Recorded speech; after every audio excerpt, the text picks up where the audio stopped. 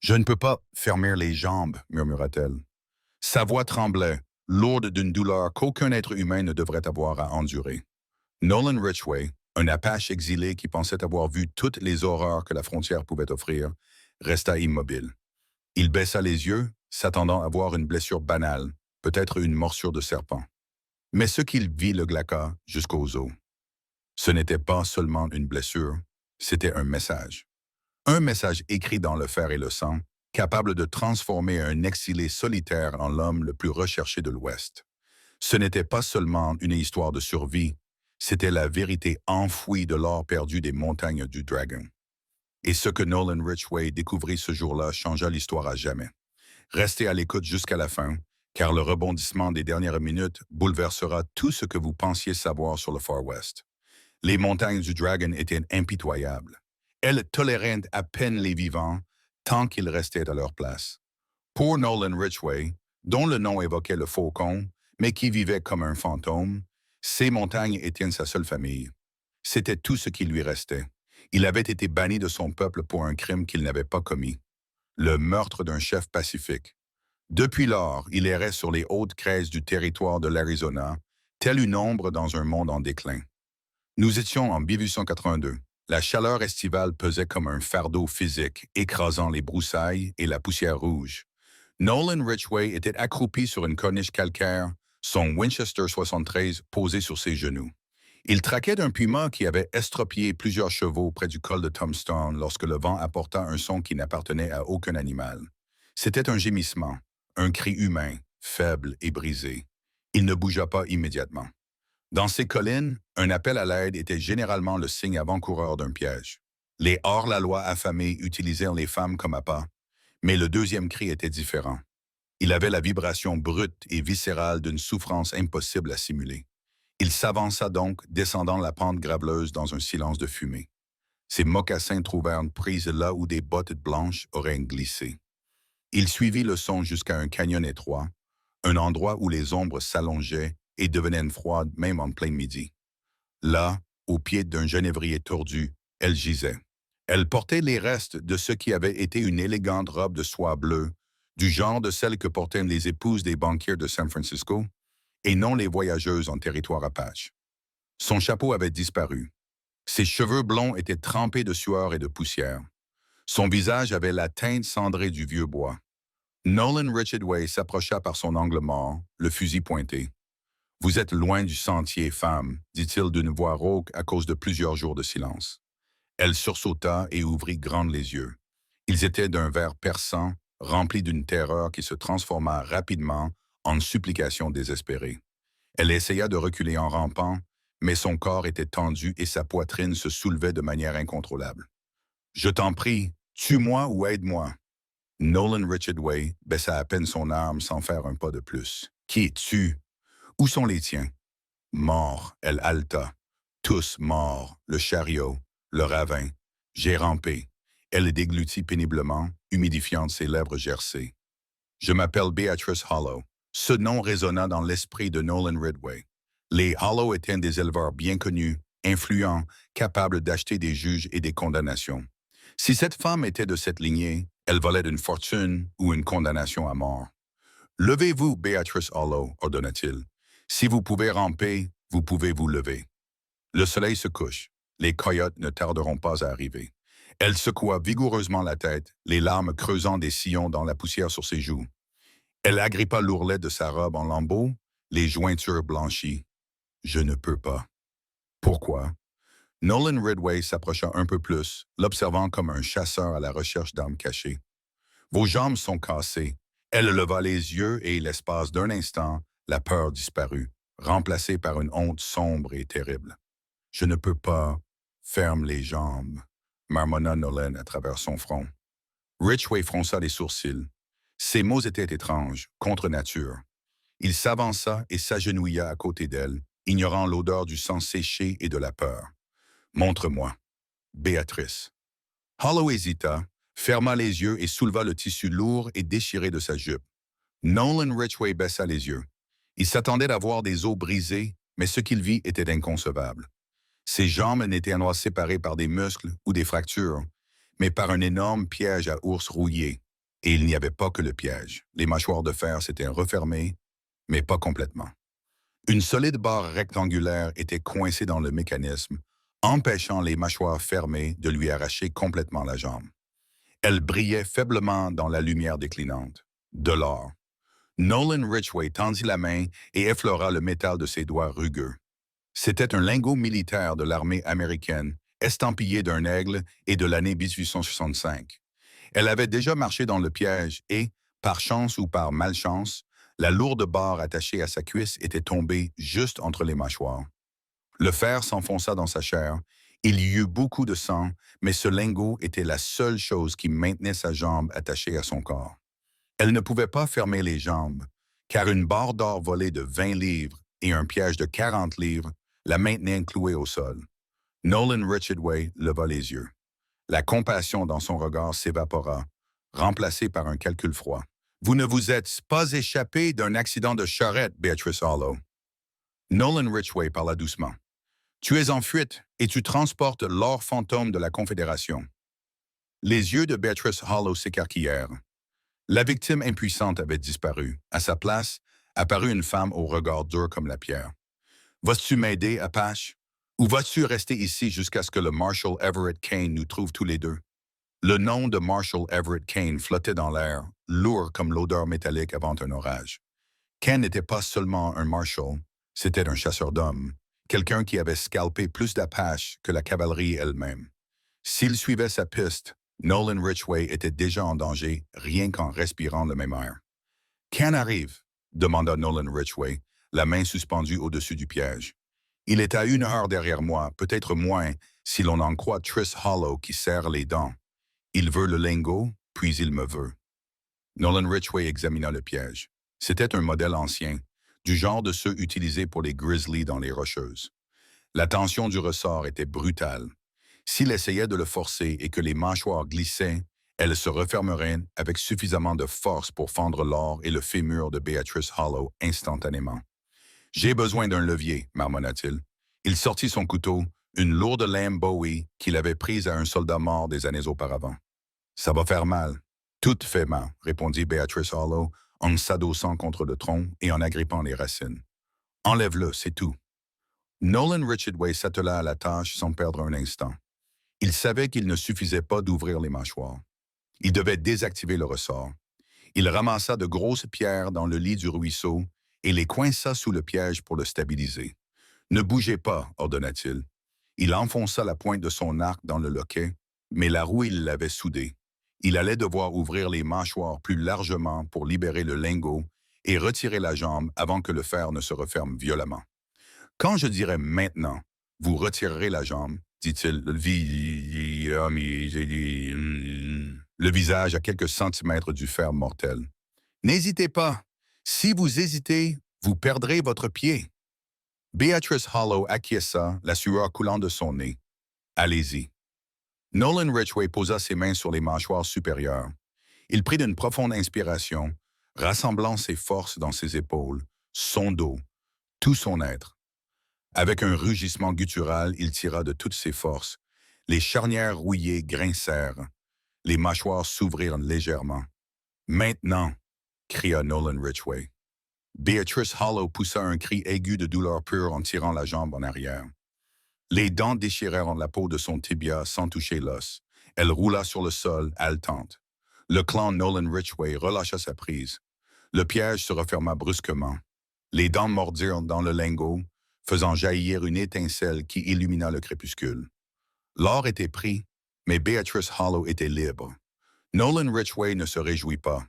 Il attrapa le lourd piège par le métal et le jeta dans les broussailles épaisses. Puis il souleva Beatrice Hollow dans ses bras. Elle pesait moins lourd qu'il ne l'avait imaginé, fragile sous la soie déchirée et la crasse. « Mon or » murmura-t-elle en tendant faiblement la main vers les buissons. « Laisse-le » grogna Nolan Ridgway. « L'or a du poids, la vie n'en a pas. » Nous voyageons léger. Il la porta en haut de la colline vers les hautes grottes. Il connaissait ces montagnes mieux que n'importe quelle carte. Il savait où le vent cachait l'odeur du sang et où la roche ne laissait aucune empreinte. Ils arrivèrent à une grotte peu profonde, cachée derrière un rideau de vignes. Juste au moment où le soleil disparaissait à l'horizon, Nolan Ridgway la déposa sur un lit d'aiguilles et de pinces sèches, déchira un morceau de sa chemise et banda sa jambe. La blessure était horrible, de profondes perforations causées par les dents du piège, mais l'artère était intacte. Ken, murmura Beatrice Hollow en fermant les yeux. Il ne vient pas seul, il amène la ceinture de fer. Nolan Ridgway resta immobile, attisant le feu. La ceinture de fer, une arme utilisée par des mercenaires assassins qui tuaient pour le plaisir. Pourquoi? Demanda-t-il en s'asseyant sur ses talons. Parce qu'une femme comme vous transporte un lingot de l'or perdu. Beatrice Hollow le regarda. Les flammes du petit feu sans fumée illuminaient son visage. Parce que je ne... J'ai volé la Confédération, dit-elle d'une voix dure. J'ai volé mon mari. Nathan Hollow. Non, répondit-elle en le fixant du regard. Mon mari n'est pas Hollow. Mon mari est Marshall Everett Kane, et cet or est la récompense qu'il a reçue pour avoir trahi votre peuple il y a 10 ans. La révélation resta suspendue entre eux. Nolan Ridgway l'observait en silence. Je me souvenais bien de cette trahison. Il y a 10 ans, un traité de paix devait être signé à Fort Bow. Les chefs Apaches arrivèrent sans armes et furent massacrés. Le rapport officiel parlait d'un malentendu, d'un soldat qui avait perdu le contrôle. Mais les Apaches connaissaient la vérité. Quelqu'un avait été payé pour ouvrir les portes avant l'heure. Quelqu'un avait été payé pour détourner le regard. Ken, dit Nolan Ridgway, crachant le nom comme s'il avait un goût amer. À l'époque, il était lieutenant. C'était lui, confirma Beatrice Hollow, étouffant un gémissement en bougeant sa jambe. Et les compagnies minières l'ont payé avec 50 lingots d'or pour défricher le terrain. Il les a enterrés. Elle avait survécu pendant des années en vendant de petites quantités, craignant de dépenser trop et d'attirer l'attention. J'ai trouvé la carte, j'ai trouvé l'argent. Et tu n'as pris qu'un seul lingot? Demanda Nolan Ridgway. Je ne pouvais pas emporter plus, répondit-elle amèrement. J'en ai pris un pour le tester, pour l'apporter au gouverneur à Prescott et prouver qu'il est un meurtrier et un voleur. Nolan Ridgway la regarda avec suspicion. Où l'as-tu pris pour t'échapper et vivre comme une reine au Mexique? Beatrice Hollow laissa échapper un rire sec et brisé. Regarde-moi, Apache, est-ce que j'ai l'air d'une reine? Je n'ai rien. Ken a tué mon frère Nathan Hollow quand il a essayé de le dénoncer. Elle baissa la voix, remplie de rage. Il me frappe pour s'amuser. Je n'ai pas pris cet or par cupidité. Je l'ai pris par vengeance. Nolan Ridgway voulait la croire, mais la confiance était un luxe qu'il ne pouvait pas se permettre. Il se leva et se dirigea vers l'entrée de la grotte. En bas, dans la vallée, il les vit. Des torches, une ligne de feu rampant dans l'obscurité comme un serpent. Il y avait au moins 10 cavaliers. Ils suivent la traînée de sang, dit Nolan Ridgway sans émotion. Ils ont trouvé le piège, ils ont trouvé l'or. Maintenant, ils savent que tu es blessé. Ils vont accélérer le mouvement. Que faisons-nous? Demanda Beatrice Hollow. Nous partons, répondit-il. Par l'épine du diable. Les yeux de Beatrice Hollow s'écarquillèrent. L'épine du diable. Même les meules ne traversent pas cette crête la nuit. Rester ici, c'est aussi du suicide, répondit Nolan Ridgway. Ken fera le tour de la montagne. Attendre que nous descendions vers l'eau. Il se tourna vers elle et lui tendit la main. Nous avons grimpé là où l'air est rare et la roche impitoyable. Pouvez-vous monter à cheval? Je n'ai pas de cheval. Moi, oui. Nolan Ridgway siffla doucement, un son court semblable au cri d'un engoulevent. Soudain, un petit Mustang robuste apparut de l'ombre des buissons. Ash était son cheval. Il aida Beatrice Hollow à monter. Elle poussa un cri de douleur, mais s'agrippa fermement à la poignée. Nolan Ridgway prit les rênes. « Allons-y en silence, prévint-il. Si tu cries, nous mourrons. » Ils commencèrent l'ascension. La crête du diable était une arête granitique acérée séparant les montagnes du dragon des salines désertes de l'autre côté. Une chute à gauche signifiait un précipice de 300 mètres. Une chute à droite signifiait une glissade dans un canyon couvert de colobs épineux. Alors qu'ils grimpaient, le vent les fouettait sans pitié. Nolan Ridgway guidait le cheval, testant chaque pierre instable avant d'y poser son poids. Beatrice Hollow se balançait sur la monture. Sa fièvre commençait à monter à cause de l'infection. Soudain, un coup de feu déchira la nuit. La balle frappa la roche à quelques centimètres de la tête de Nolan Ridgway, envoyant des éclats dans sa joue. « À terre! » cria-t-il en tirant le cheval derrière un rocher. Plus bas, sur une crête inférieure, histoire de Rome avait repéré sa silhouette se découpant contre la lune. Les voilà, rugit une voix grave que Nolan Ridgway reconnut instantanément. Marshall Ever Kane, ne tirez pas sur la femme, rugit Kane. Visez le salaud.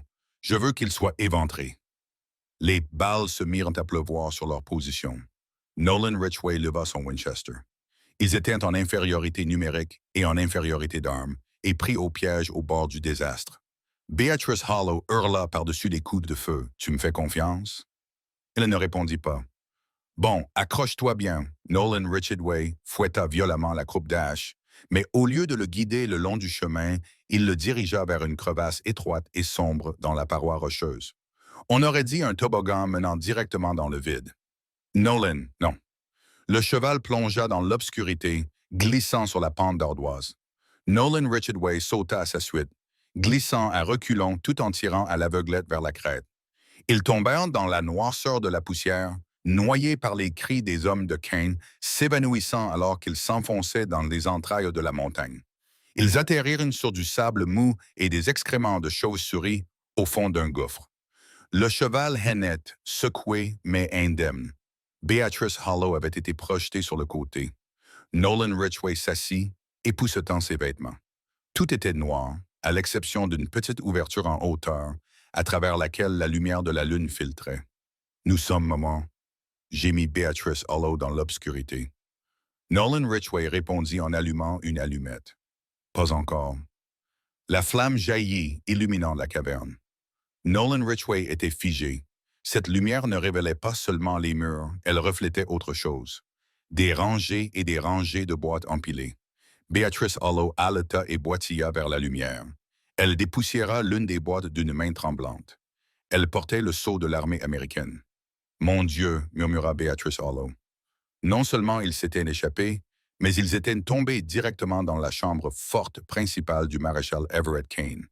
Ils se trouvaient dans une salle qui contenait le reste des 50 lingots. « Nous l'avons trouvé » dit Beatrice Hollow, les yeux écarquillés, mêlant enthousiasme et panique. « Non » répondit Nolan Ridgway, écoutant l'écho lointain des voix qui descendaient à travers le puits dans lequel ils étaient tombés. « Nous venons de nous enfermer dans sa banque et c'est lui qui a la clé. » La caverne était plongée dans le silence à l'exception du goutte-à-goutte régulier de l'eau et de la respiration haletante des deux hommes traqués. L'allumette qui brûlait entre les doigts de Nolan Ridgway se consuma, lui brûlant la peau, mais il resta impassible. Il était trop absorbé par la contemplation de la fortune qui avait coûté tant de vies. « 50 lingots » murmura Beatrice Hollow, sa voix résonnant sur les murs humides. Peut-être plus, il les a amassés pendant plus de 10 ans. Chaque caravane pillée, chaque pièce à conviction confisquée a fini ici. C'est un tombeau, dit Nolan Ridgway en éteignant l'allumette. Quand la flamme s'éteignit, l'obscurité les enveloppa à nouveau, et nous sommes les corps. Au-dessus d'eux, la fosse commença à s'agiter. Des cordes furent descendues. Des lanternes se balançaient comme des lucioles furieuses. « Ken ne partira pas, » murmura Beatrice Hollow. « Il y a une autre sortie. »« Je ne sais pas, » admet-il. « J'ai vu la carte, mais elle n'indiquait que l'entrée. Il n'a jamais noté les sorties. » Nolan Ridgway lui prit le bras et la guida dans l'obscurité. Je n'avais pas besoin de voir. Il utilisait ses pieds pour sentir le courant. L'air était frais, provenant des profondeurs de la roche. « Par ici, » ordonna-t-il. Ils avancèrent en tâtons parmi les caisses dorées, le bois rugueux frottant contre leurs mains. Alors qu'ils s'aventuraient plus profondément dans la crevasse, le bruit des bottes qui claquaient derrière eux résonna dans la caverne. « Je les vois » cria une voix. C'était Colter Rusk, le second de Kane. Pour l'acoustique, utilisez de la dynamite. Nolan Ridgway eut le sang glacé. Il attrapa Beatrice Hollow et la poussa dans un tunnel latéral étroit, juste au moment où une explosion assourdissante secouait la montagne. La vague les laissa sans souffle. Un nuage de poussière suffocant roula dans le passage. Des pierres pleuvaient du plafond. « Veut-il nous enterrer? » Yosso Beatrice Hollow se couvrant la tête. « Non, » répondit Nolan Ridgway en s'essuyant les yeux. « Il scelle les sorties arrière. Il veut nous mener vers une zone mortelle. Il ramperne plus loin. » Le tunnel se rétrécit et cessa d'être naturel. Il devint un puits creusé par la main de l'homme. Des poutres carrées, rongées par le temps, soutenaient le toit. C'était une ancienne mine d'argent espagnole abandonnée depuis un siècle. Ils coururent, ou plutôt boitillèrent, pendant ce qui leur sembla être des kilomètres. La jambe de Beatrice Hollow se remit à saigner. Le bandage était trempé. Son poids la ralentissait et elle comptait de plus en plus sur Nolan Ridgway. « Laisse-moi », allaitait-elle en s'effondrant contre un poteau de soutien. « Je ne peux pas continuer. » Nolan Ridgway se retourna. La lumière des lanternes se rapprochait. Il regarda Beatrice Hollow et vit le feu dans ses yeux s'éteindre. « Je n'abandonne pas les blessés », dit Nolan Ridgway. Il fouilla dans sa ceinture et en sortit un petit sac en cuir. Il prit une pincée de feuilles séchées et la mit dans sa bouche. « Chou, engourdit la douleur. Ça te permettra de courir. » Elle mâcha, grimaçant à cause du goût amer. En une seconde, ses pupilles se dilatèrent. Elle acquiesça, une énergie fiévreuse s'emparant d'elle. D'accord, d'accord. Ils avancèrent jusqu'à ce que le tunnel débouche sur une immense salle souterraine traversée par une rivière tumultueuse. Un seul pont en bois pourri enjambait les eaux noires. « Traversez !» ordonna Nolan Ridgway. Lorsque Beatrice Hollow atteignit le pont, le bois gémit. À mi-chemin, un coup de feu retentit. Une balle éclata la rambarde à côté de sa main. Nolan Ridgway se retourna.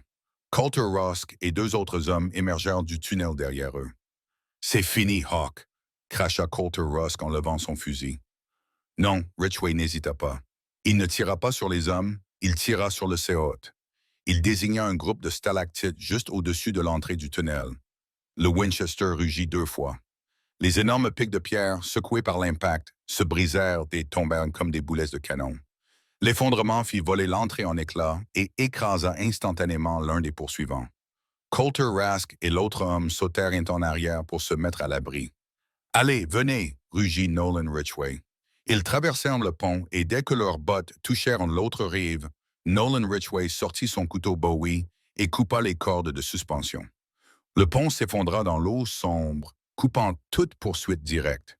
« Ils trouveront un autre moyen de sortir, » dit Nolan Ridgway, haletant. « Mais nous leur avons fait gagner au moins 1 heure. » Ils remontèrent la rivière. L'air se rafraîchit jusqu'à ce qu'ils aperçoivent enfin une étendue d'étoiles, une cheminée naturelle s'élevant vers la surface. La montée fut brutale, mais la peur est un puissant carburant. Ils s'agrippèrent à la roche, s'agrippant à chaque corniche jusqu'à ce qu'ils émergent haletants et couverts de bleu. Ils avaient laissé les montagnes du Dragon derrière eux, mais ils avaient émergé du mauvais côté. Ils se trouvaient au bord de l'enclume du diable, la plus chaude et la plus désolée des étendues salées du territoire. Le soleil commençait tout juste à se lever. En Arizona, le soleil n'est pas un corps céleste, c'est un marteau.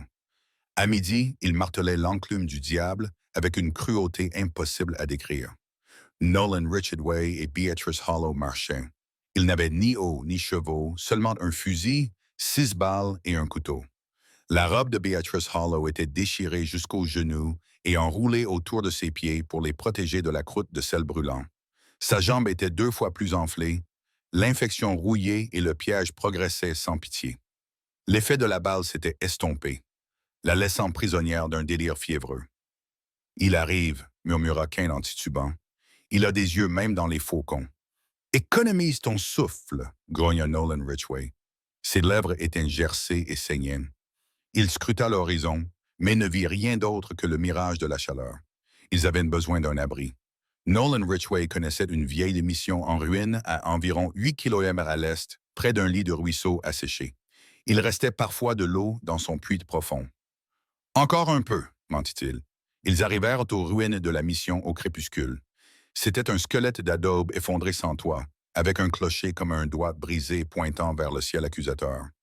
Mais il y avait de l'ombre dans la cour. Nolan Ridgway courut vers le puits. Il était à sec. Il frappa le mur de pierre. De la poussière tomba. Puis il regarda Beatrice Hollow. Elle s'était effondrée dans un coin. Sa peau brûlait au toucher. Il était en train de mourir. De l'eau, Nolan Ridgway regarda le cactus qui poussait près du mur. Il ouvrit un cactus tonneau avec son couteau et en retira la pulpe. Elle était amère et visqueuse, mais humide. Il pressa le liquide dans sa bouche. Nolan lui murmura quelque chose. Ses yeux s'éclaircirent un instant. « Pourquoi? Pourquoi? Ça? Pourquoi m'aider? Mon mari a tué votre peuple. Je suis la femme du diable. » Nolan Ridgway répondit sans interrompre son examen du fusil. « Vous n'étiez pas votre mari, Et le loup ne blâme pas les moutons pour la cruauté du berger. J'ai un secret, murmura Beatrice Hollow en lui serrant le poignet. L'or du piège n'était pas la seule chose que j'ai prise. Nolan Ridgway fronça les sourcils. Ça, j'ai pris son livre, dit-elle en touchant son corset, cuit à l'intérieur. Il contient les noms de tous les sénateurs et généraux qui ont acheté l'or volé. C'est pour ça que je me marie.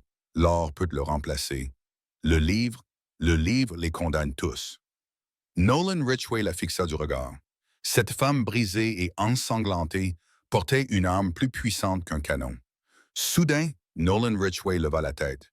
Il le sentit avant de l'entendre, une vibration dans le sol. Le coup de caisse. Il rampait vers une fenêtre de la mission. À travers le voile de chaleur, il vit un nuage de poussière approcher. Marshal Everett Kane n'avait pas abandonné. Il les avait suivis à travers les salines et avait amené tout l'Iron Sash avec au moins 20 cavaliers. Ils sont déjà là, dit Nolan Ridgway avec un calme déconcertant. Beatrice Hollow essaya de se lever. Donne-moi le fusil. Non, répondit Nolan Ridgway. Tu ne peux pas viser. Ils sont trop nombreux, sanglota-t-elle. Alors ils paieront chaque pas, dit Nolan Ridgway. Il commença à se déplacer parmi les ruines, plaçant des pierres pour créer des lignes de tir. C'était un guerrier apache. Ce bâtiment en ruine n'était pas un piège, c'était une forteresse. Il regarda Beatrice Hollow une dernière fois. S'ils brisons le mur, détruit le livre. Elle sentit les larmes monter, dispersant la poussière sur son visage. Nolan Ridgway grimpa dans le clocher, chargea une balle et attendit. Le silence de l'enclume du diable était lourd, presque physique, écrasant les oreilles. Au loin, les vagues de chaleur déformaient l'horizon, transformant les buissons en fantômes d'encens. À l'intérieur des vestiges de la mission San Cristobal, l'air était stagnant, sentant la poussière ancienne et le goût métallique de la peur. Nolan Ridgway s'accroupit près de la fenêtre nord, une étroite fente dans l'épais mur d'adobe, qui avait autrefois servi de meurtrière aux frères espagnols, terrifiés par ses ancêtres. Il ne regarda pas à travers l'ouverture. C'était le moyen le plus rapide de se faire tirer dessus. Au lieu de cela, Nolan Ridgway observait les ombres qui rampaient sur la plaine salée.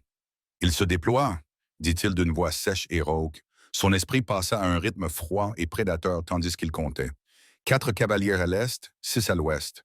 Le groupe principal se déplaçait au centre. Beatrice Hollow était recroquevillée dans le coin où l'ombre était la plus épaisse. La fièvre la consumait. Sa peau était tendue comme du parchemin sur ses pommettes. Sa respiration était courte et sifflante. Mais ses yeux restaient ouverts, fixés sur lui. « Combien » demanda-t-elle faiblement. « 20, peut-être 22. » Nolan Ridgway mentit. Ils étaient en réalité 30. La ceinture de fer les avait tous amenés. Nolan Ridgway vérifia son Winchester. 3 balles dans le chargeur, 1 dans la chambre. Il toucha sa ceinture avec le couteau Bowie et une poignée de balles qu'il avait ramassées ici et là, toutes d'un calibre incompatible. Des munitions inutiles pour un combat impossible. Nolan murmura « Beatrice Hollow ». Il essaya de s'asseoir, la main tremblante, cherchant une lourde pierre à ses pieds. « Je ne les laisserai pas me capturer vivant. »« Lâche la pierre, » dit Nolan Ridgway en se dirigeant vers le mur sud. « Aujourd'hui est un bon jour pour se battre. La mort peut attendre demain. » Dehors, le bruit des sabots s'arrêta. Le silence revint, plus intense.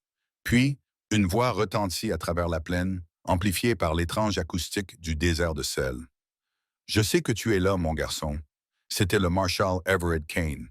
Son ton n'était pas colérique, mais jovial, la voix de quelqu'un qui a déjà gagné et qui attend juste de ramasser les morceaux. « Et je sais que tu as ma femme. Envoie-la à Apache.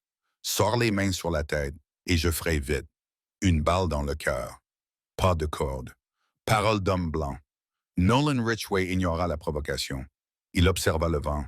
Il soufflait du sud, soulevant un rideau de poussière alcaline blanche. C'était leur allié. « Baisse-toi, Hiss !» Un instant plus tard, le monde explosa. Une salve de coupe de feu éclata dans les broussailles à environ 300 mètres de là. Les balles frappèrent les murs en adobe, soulevant des nuages de poussière rouge. Les tirs de couverture obligèrent tout le monde à garder la tête baissée pendant que les flancs avançaient. Des morceaux de boue sèche tombèrent sur Beatrice Hollow, qui se recroquevilla en boule, se couvrant la tête avec ses bras. Nolan Ridgway ne réagit pas. Il attendit. Il suivit le rythme des coups de feu. Crack thumb, crack thumb. Il vit un mouvement sur la gauche. Un cavalier audacieux et imprudent galopait vers la couverture d'un mesquite plus proche du mur. Nolan Ridgway se redressa. Le Winchester était le prolongement de son corps. Il ne visa pas, il pointa. Bang! Le coup de feu résonna de manière assourdissante dans cet espace confiné. Le cavalier ne tomba pas, mais le cheval se cabra violemment, blessé à l'épaule.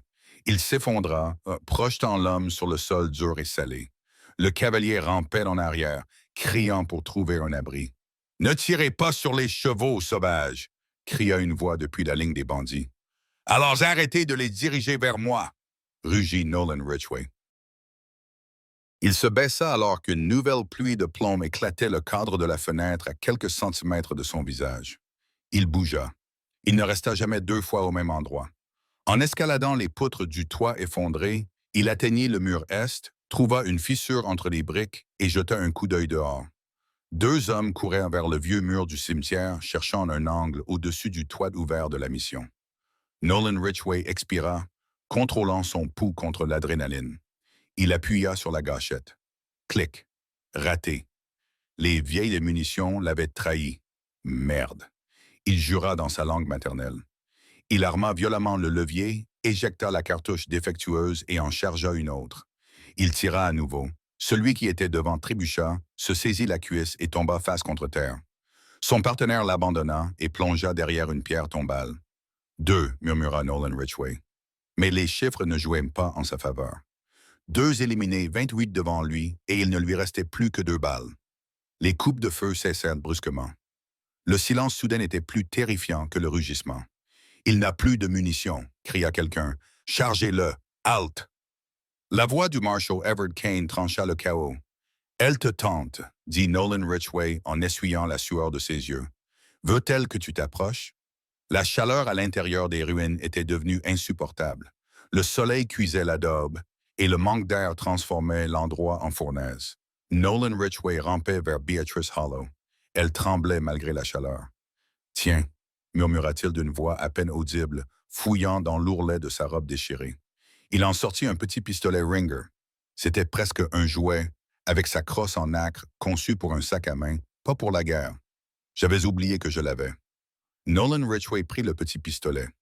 2 coups, précis uniquement à bout portant. « Ça suffit, » dit-il doucement.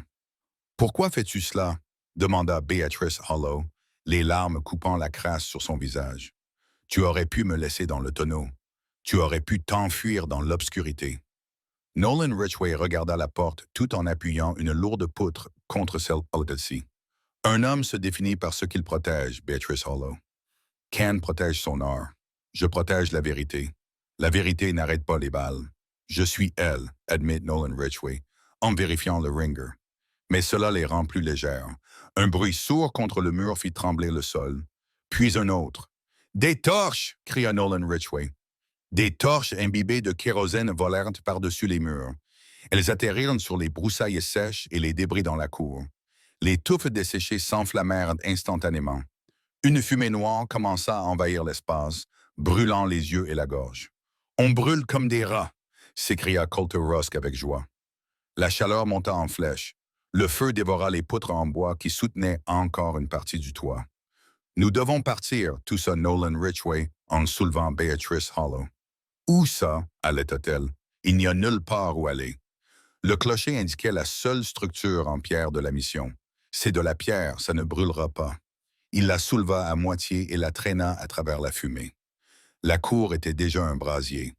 À travers la brume, il vit des ombres sauter par-dessus le mur arrière. Il brisait l'encerclement.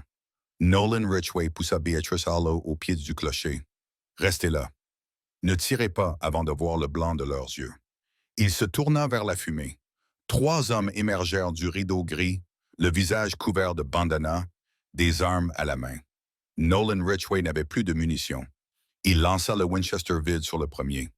Le lourd fusil tourna dans les airs et s'écrasa sur l'arête nasale de l'homme. Mercenaire, il tomba. Le deuxième tira. La balle effleura les côtes de Nolan Ridgway. Une ligne de douleur brûlante. Il ne s'arrêta pas. Il réduisit la distance en un clin d'œil. Le couteau Bowie brillait dans les flammes. Il dévia le canon avec son avant-bras et enfonça la lame dans l'épaule. L'épaule de l'homme avec bris. Le mercenaire hurla et lâcha son arme. Nolan Ridgway le retourna et l'utilisa comme bouclier humain lorsque le troisième tira. La balle frappa le mercenaire lui-même. Il poussa le corps mourant vers l'avant, déséquilibrant le tireur, et se jeta sur lui. Ce fut un combat brutal, sale et sans grâce, des genoux et des coudes, de la poussière et du sang. Nolan Ridgway fracassa la tête de l'homme contre le sol en pierre jusqu'à ce qu'il cesse de bouger. Il ramassa le Peacemaker tombé. 6 balles. Une fortune se releva. La poitrine haletante, du sang coulant de son flanc. La fumée commençait à se dissiper lorsque le plafond finit de s'effondrer vers l'intérieur, libérant une pluie d'étincelles qui s'envolèrent dans le ciel du soir. Entre la chaleur ondulante et les cendres qui tombaient, les portes d'entrée de la mission s'ouvrirent en grinçant. Marshall Everett Kane passa par l'ouverture. Il ressemblait à un monstre. Il portait un long manteau qui lui arrivait aux chevilles et était armé d'un énorme fusil Buffalo Sharps. Derrière lui, une douzaine d'hommes se déployèrent, leurs armes pointées sur Nolan Ridgway. Nolan Ridgway leva le fusil volé, mais avant qu'il n'ait pu aligner la lunette, une forte détonation secoua les ruines. Crack Kane n'avait pas tiré une seule balle. Il avait abattu la lourde crosse du fusil, l'utilisant comme une massue alors qu'il émergeait de la fumée. Il se déplaçait avec une rapidité qui contredisait sa taille. Le coup frappa Nolan Ridgway dans le sang. Le monde bascula. Nolan Ridgway essaya de lever son arme, mais son bras était lourd comme du plomb. Le pistolet glissa de ses doigts, engourdi et tomba au sol. Une botte écrasa sa poitrine, le clouant au sol. Nolan Ridgway haletait et leva les yeux vers le canon du fusil Sharps. Marshall Everett Kane le dominait de toute sa hauteur, se découpant sur les ruines en feu de la mission. « Tu as l'esprit Apache », dit Kane d'une voix calme, terriblement désinvolte. « Je te l'accorde. » Il fit une pause, mais l'esprit ne paye pas les factures. Kane lui donna un coup de pied dans la mâchoire. L'obscurité l'engloutit. Lorsque Nolan Ridgway reprit conscience, ce fut dans la douleur. Il était à genoux, les mains liées derrière le dos par des lanières de cuir brut qui lui entaillèrent la peau. Le feu s'était réduit à des braises incandescentes, projetant de longues ombres dansantes sur les murs. Beatrice Hollow se trouvait à environ 3 mètres de lui. Colter Rusk lui tenait les cheveux, la forçant à regarder. Le Marshal Everett Kane faisait les 100 pas devant eux. Il tenait quelque chose dans sa main. Le registre, le carnet que Beatrice Hollow avait emporté avec elle en enfer. « Vous savez, dit Kane en feuilletant les pages, c'est très dangereux. Les noms de sénateurs, de juges, voire d'un ou deux généraux. Si cela venait à être découvert, la moitié du territoire serait pendue. Il devrait être pendu. » Beatrice Hollow cracha ses mots avec une force inattendue dans la voix. « Tu es un voleur et un meurtrier, Silas. » Kane s'arrêta. Il regarda sa femme avec une véritable déception. « Je suis un bâtisseur, Beatrice Hollow. Je construis l'ordre à partir du chaos. » Il sourit à peine et parfois, les fondations ont besoin de ciment. Il arracha une poignée de pages et les jeta sur les braises. Elles rétrécirent, noircirent et s'embrasèrent. « Non !» cria Beatrice Hollow, se débattant dans les mains de Colter Rusk. « Regarde ça brûler !» ordonna Kane d'une voix basse. Il jeta le reste du livre dans le feu. Nolan Ridgway regarda l'encre disparaître, les preuves s'évanouir, le levier s'évanouir. L'histoire du massacre, les noms de ceux qui avaient trahi leur peuple, tout cela réduit en cendres emporté par le vent. Kane se tourna vers Nolan Ridgway et sortit un revolver plaqué hors de sa ceinture. Il brillait avec arrogance à la lueur du feu. « Et maintenant, le dernier détail, » dit-il en armant le chien. Le clic mécanique résonna bruyamment dans le silence. Il appuya le canon froid contre le front de Nolan Ridgway. « Tes dernières paroles, » demanda Alco avec un sourire cruel. « Fais en sorte qu'elles soient bonnes, je les graverai peut-être sur ta pierre tombale si je décide de t'en donner une. » Nolan Ridgway regarda dans les yeux l'homme qu'il avait épousé. Puis il regarda au-delà du pistolet vers le feu, et son regard glissa vers les sacoches aux pieds de Colter Rusk. Les sacoches qui contenaient le lingot sauvé du piège. Un étrange calme l'enveloppa. Le mal de tête s'atténua. « Oui, » dit Nolan Ridgway d'une voix basse mais ferme qui résonna dans la cour. « Regarde le piège. » Kane fronça les sourcils sans baisser son arme. « Qu'est-ce que tu racontes? Le piège est à découvert. » Nolan Ridgway continua. Un léger sourire apparut sur ses lèvres ensanglantées. Celui sur lequel elle a marché. C'est toi qui l'as dit, non? J'en ai dit une douzaine. Kane se moqua de lui. Procédure standard pour chasser la vermine. As-tu vraiment regardé le lingot coincé entre ses dents? Demanda Nolan Ridgway. L'as-tu vraiment regardé? J'en ai 50 autres comme celui-ci enfouis dans la montagne, ricana Kane. Je me fiche d'une égratignure sur l'un d'eux.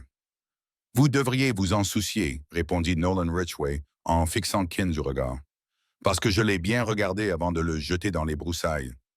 Le doigt de Ken se crispa sur la gâchette, mais le coup ne partit pas. Les dents du piège s'enfonçaient profondément, plus profondément que d'habitude. Nolan Ridgway murmura comme s'il enfonçait un couteau, et sous le plaquage doré, c'était gris. Le silence tomba comme une tonne de briques. C'était du plomb, Silas, du plomb lourd, terne et inutile. Kane resta immobile. Le sourire disparut. Pour la première fois en 10 ans, le masque du Marshal intouchable se fissura, révélant le voleur terrifié qui se cachait derrière. Le silence était plus lourd que le piège de fer qui avait déclenché ce cauchemar. Le feu dans la cour s'était réduit à un lit de braise rouge vacillante, projetant une lumière instable sur les visages tendus. Le Marshal Everett Kane restait figé. Le canon doré du revolver était toujours appuyé contre le front de Nolan Ridgway. Son doigt, blanchi par la tension, reposait sur la gâchette, mais il ne tirait pas. « Du plomb », répéta Kane. Le mot avait un goût de cendre. Il rit, mais c'était un rire nerveux et saccadé qui ne trompait personne. Tu es un homme désespéré qui essaie de gagner quelques secondes de plus. Ce lingot appartient à l'armée américaine. Il a été scellé, pesé et vérifié. Vérifié par qui? Demanda Nolan Ridgway calmement, sans squiller. Il fixait le canon du revolver comme s'il s'agissait d'un nuage lointain dans le ciel. Par les mêmes hommes qui vous ont trahi, par les politiciens qui voulaient que vous enterriez les preuves. Bien, Silas, pourquoi remettrait-il 50 lingots d'or véritables à un lieutenant incontrôlable alors que du plomb peint suffit à le faire taire? Un murmure agité parcourut la pause Iron Sash. C'étaient des mercenaires. Ils ne se battaient pas pour l'honneur, encore moins pour le maréchal Everett Kane. Ils se battaient pour être payés. Et si le paiement était un mensonge, leur loyauté s'évaporait comme de la fumée. Coulter Rusk, près des chevaux, transféra son poids d'une jambe à l'autre. Elle baissa les yeux vers les épaisses sacoches en cuir à ses pieds, celles-là même qui contenaient les lingots récupérés dans le piège et le canon. « Chef, dit Coulter Rusk d'un ton bourru, peut-être devrions-nous revoir cela. » Ken se retourna brusquement. Le pistolet quitta le front de Nolan Ridgway et pointa de manière erratique vers son second. « Maintenant, tu reçois tes ordres de lui, d'un sauvage hâte-veau dans la poussière. Moi, je reçois mes ordres de l'argent, répondit Coulter Rusk, la main près du couteau à sa ceinture. Et si l'argent est faux, nous avons un problème. Il cracha sur le côté. Je ne vais pas tuer la femme d'un marshal pour un sac de plomb de pêche. La poitrine de Kane se soulevait violemment. Il regarda ses hommes et vit le doute dans leurs yeux. C'était contagieux. S'il refusait de vérifier, il passerait pour faible. S'il vérifiait et se trompait, il était mort, mais son arrogance l'emporta. Il se croyait riche depuis 10 ans. « Vérifie », cracha Kane en baissant son arme, tout en continuant à la pointer sur Nolan Ridgway. « Ouvre-le. Montre à cette ordure à quoi ressemble une vraie fortune, et ensuite je l'écorcherai vif. » Coulter Rusk s'agenouilla. L'air dans les ruines semblait s'être évaporé, aspiré par la respiration collective. Seul le crépitement du feu mourant et le grincement métallique du couteau lourd que Coulter Rusk sortait de son étui se faisaient entendre. Bowie sortit le lingot de la sacoche. Il brillait de manière séduisante à la lumière du feu lourd et régulier. Le poinçon de B-865 semblait net et incontestable. « Fais-le », grogna Kane. Coulter Rusk posa le lingot sur une pierre plate, leva le couteau et frappa le dos avec le pommeau, enfonçant la lame dans le métal mou. Il tourna la lame, arrachant un éclat profond. Il se pencha en avant, plissant les yeux dans la pénombre. Il prit le fragment entre ses doigts. Il resta silencieux trop longtemps. « Eh bien ?» demanda Kane en faisant un pas en avant. « Dis-leur que c'est de l'or, idiot. » Coulter Rusk se leva lentement. Il se tourna vers Kane. Les copeaux dans sa main ne brillaient pas. Ils étaient opaques, gris, sans vie. « C'est du plomb », murmura Coulter Rusk. Ces mots frappèrent la cour comme un coup de poing. « Ça? » murmura Kine. « C'est du plomb, » rugit Colter Rask en jetant le copeau de bois aux pieds de Kine. « Recouvert de plomb, tu nous as amenés ici pour mourir pour rien. Tout ce fichu trésor est faux. » Le chaos éclata. La discipline de la ceinture de fer se désintégra instantanément. Les hommes criaient, juraient, se montraient du doigt. Deux mercenaires coururent immédiatement vers leurs chevaux. « Tu nous as menti !» cria l'un d'eux en levant son fusil. « Ne regardez pas de trop près !» couina Kane, la voix cassée pour la première fois. Il tomba à genoux, fouillant la terre à la recherche des copeaux de bois. « Ça doit être de l'or. Je l'ai gagné. J'ai tué pour lui. » Il la tint au-dessus du feu. Ses mains tremblaient tellement qu'il pouvait à peine se concentrer. C'était le moment. L'œil du cyclone Nolan Ridgway, oublié au milieu du tumulte. Il frottait ses poignets contre le bord tranchant d'un rocher d'obsidienne qui dépassait derrière lui depuis un moment. Il sentit le cuir brut céder et se déchirer. « Beatrice !» cria Nolan Ridgway. Kane leva la tête, distrait par le cri. Son monde était déjà en miettes. Nolan Ridgway ne se joignit pas à lui. Il n'y avait pas de place.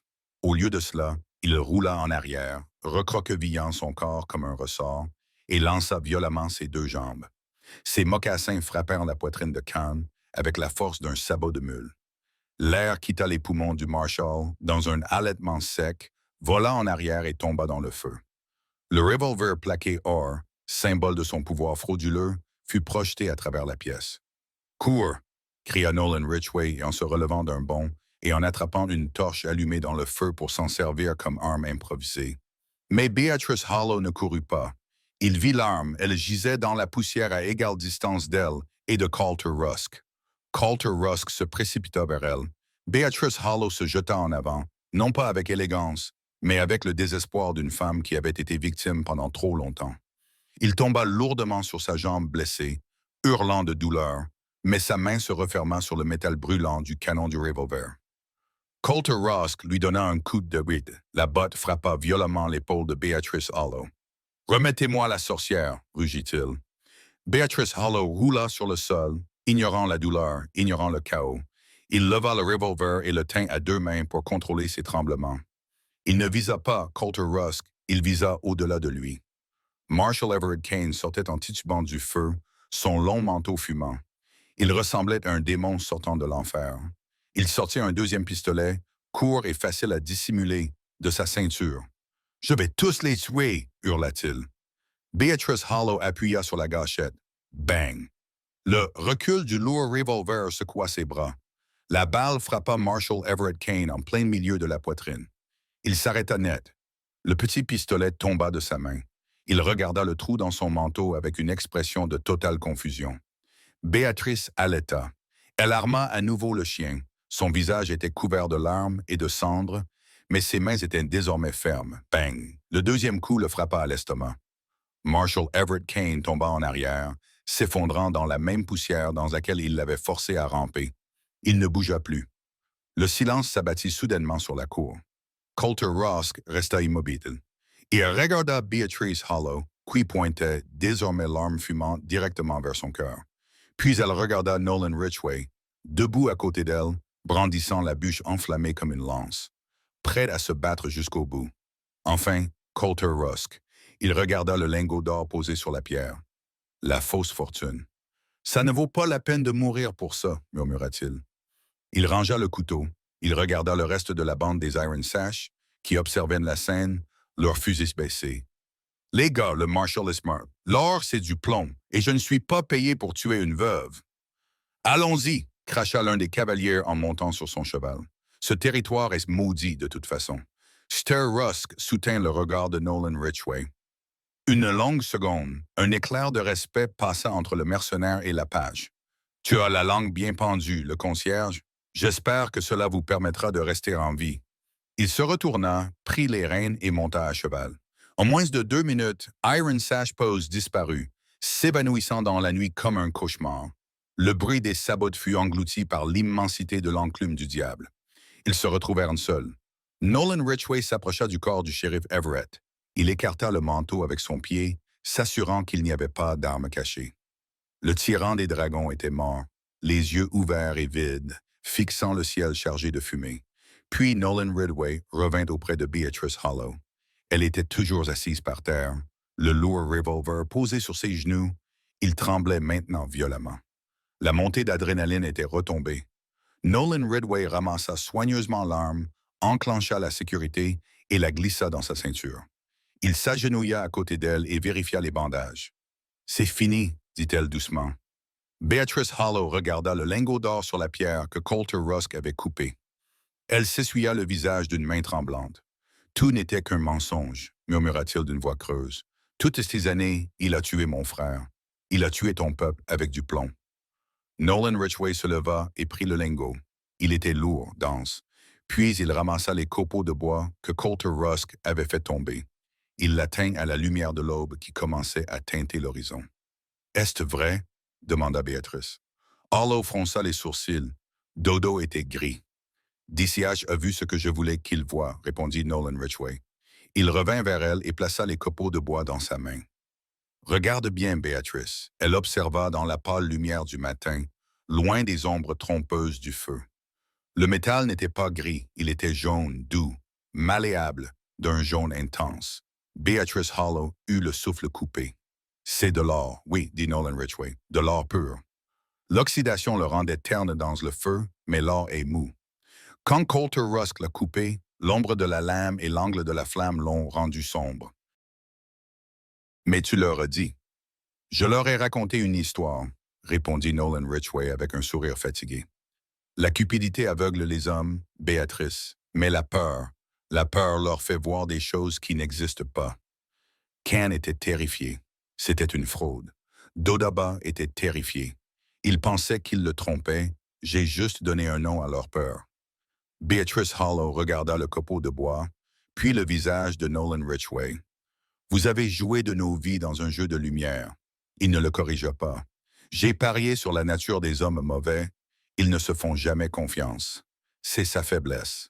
Il tendit la main vers elle. Allons-y, dit-il.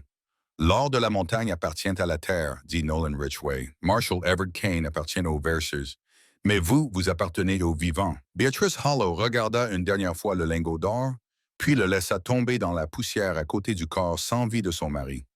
C'était une fortune capable d'acheter une ville entière, mais elle était trop imprégnée de sang. Il prit la main de Nolan Ridgway. Il l'aida à se relever. Ses jambes tremblaient, protestant avec une douleur intense, mais elles ne cédèrent pas. Elle se tint debout. « Je ne pouvais pas fermer les jambes, » murmura-t-elle, comme si le piège s'était produit dans une autre vie.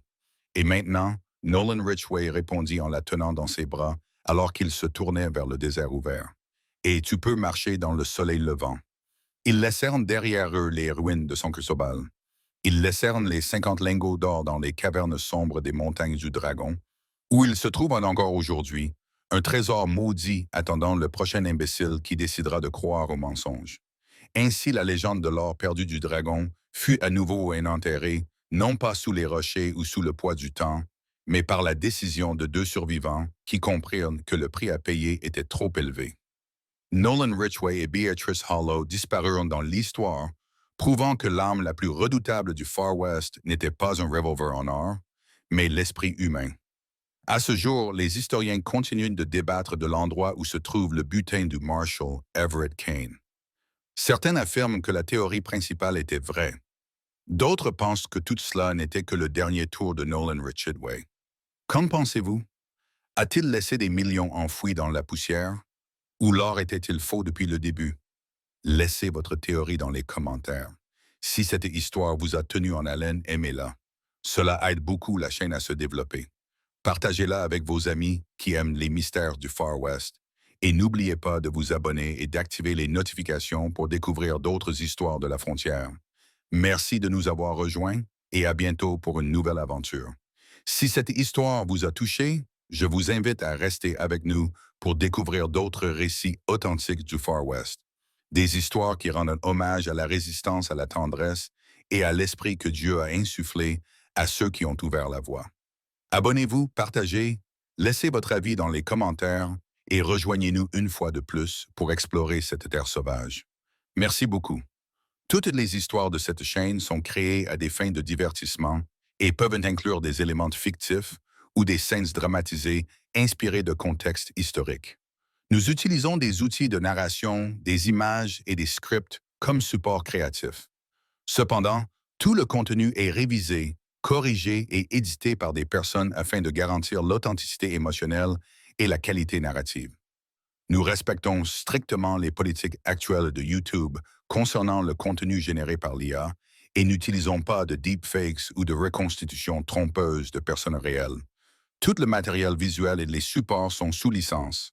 Le partage, la réutilisation, la modification ou la républication de tout ou partie du contenu sous quelque forme que ce soit nécessite une autorisation écrite. Nous apprécions votre soutien et votre respect pour notre travail créatif original. Monsieur